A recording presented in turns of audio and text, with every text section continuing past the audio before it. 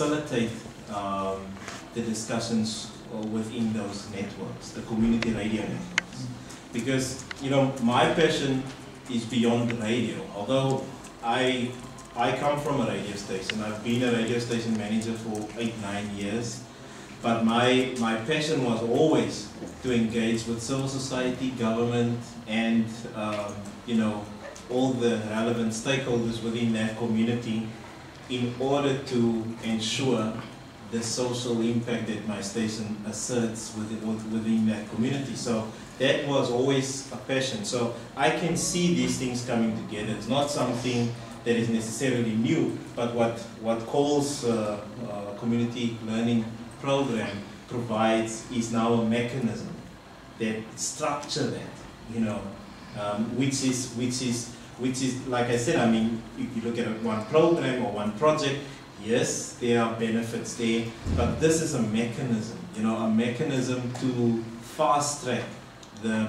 capacity within these stations to have an impact on the socio-economic development of communities. And we need to get these stations to understand the bigger picture. Yes, when we come down to the station level, this learning program will definitely be an aid in terms of how they impact or how they roll out this program.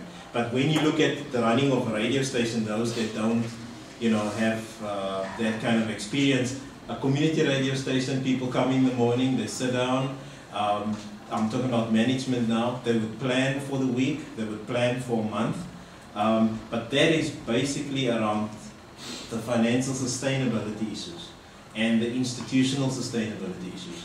So they will deal with conflict areas that arise during the day-to-day operations. They would look at sales as a main component, and they will look at outreach, you know, how to grow their brand as another activity.